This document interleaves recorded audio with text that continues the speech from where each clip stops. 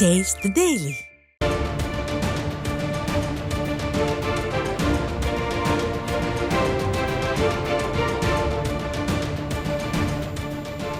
அண்மை செய்தி. கடலூர் மாவட்டம் விருத்தாச்சலம் அருகே அரசு பேருந்து சாலையோரத்தில் உள்ள பள்ளத்தில் இறங்கியதால் பள்ளி கல்லூரி மாணவர்கள் உட்பட பொதுமக்கள் நடுரோட்டில் நின்ற அவல நிலை அரங்கேறியுள்ளது. இது குறித்த கூடுதல் தகவல்களை நமது செய்தியாளர் தமிழர் தளபதியிடம் கேட்கலாம். வணக்கம் தமிழர் தளபதி, அங்க இருக்கக்கூடிய முழுமையான கள நிலவரங்கள் என்ன, நீங்க பதிவு பண்ணலாம்? நிச்சயமாக அருண் பாண்டியன், ஸ்டாலின் ஆட்சியில் உள்ள போக்குவரத்து துறையில் சமீப காலமாக போதிய அனுபவம் இல்லாமல் தற்காலிக ஓட்டுநர்களை கொண்டு பேருந்துகள் இயக்கப்படுவதால் அவ்வப்போது விபத்துகள் ஏற்பட்டு பயணிகளின் உயிருக்கு பாதுகாப்பற்ற சூழல் நிலவி வருவது தொடர்கதையாகி வருகிறது. குறிப்பாக கடந்த சில தினங்களுக்கு முன்பு மது போதையில் அரசு பேருந்தை தாறுமாக ஓட்டிய தற்காலிக ஓட்டுநர் சம்பவம் விழுப்புரத்தில் அரங்கேறிய நிலையில் மேலும் ஒரு சம்பவம் தற்போது விருத்தாச்சலம் பகுதியில் தற்காலிக ஓட்டுநரால் அரங்கேறி இருப்பது பயணிகள் மத்தியில் கடும் அதிர்ச்சியை ஏற்படுத்தியுள்ளது.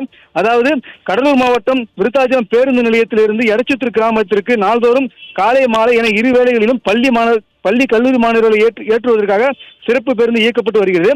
அதேபோல் இன்று அந்த 171 என்ற தடம் எண் கொண்ட பேருந்தை இந்த தற்காலிக ஓட்டுநரான சிவபெருமான் என்பவர் ஓட்டி வந்துள்ளார்.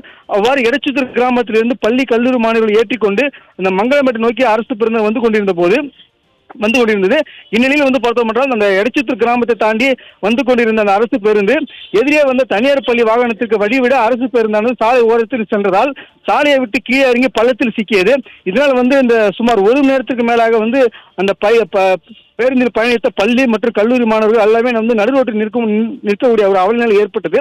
மேலும் பார்த்தோம் என்றால் பயணிகளை ஏற்றிக்கொண்டு இதுபோல் அவசரமாக செல்வதனால் போதிய அனுபவம் இல்லாமல் தற்காலிக ஓட்டுநர்களை கொண்டு அரசு பேருந்துகளை இயக்குவதால் இதுபோல் விபத்து சம்பவங்கள் அரங்கேறுவதாக பொதுமக்கள் குற்றம் சாட்டுகின்றனர். மேலும் இதுபோல் தற்காலிக ஓட்டுநர்கள் மற்றும் நடத்துனர்களை கொண்டு இந்த ஸ்டாலின் அரசு பேருந்தில் இயக்கி வரும் நிலையில் அவர்களை ஆய்வு செய்வது யார், அவர்களை கண்காணிக்க வேண்டியது யார், அவர்களை வழிநடத்துவது யார் என எந்தவித முன்னெச்சரிக்கையும் நடவடிக்கையும் எடுக்காததால் இதுபோல் சம்பவங்கள் அரங்கேறி வருவது தமிழகத்தில் தொடர்கதையாகி வருகிறது.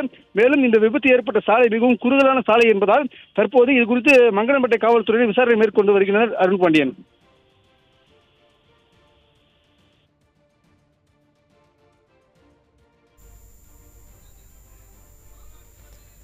கூடுதல் விவரங்களுக்கு நன்றி தமிழர் தளபதி.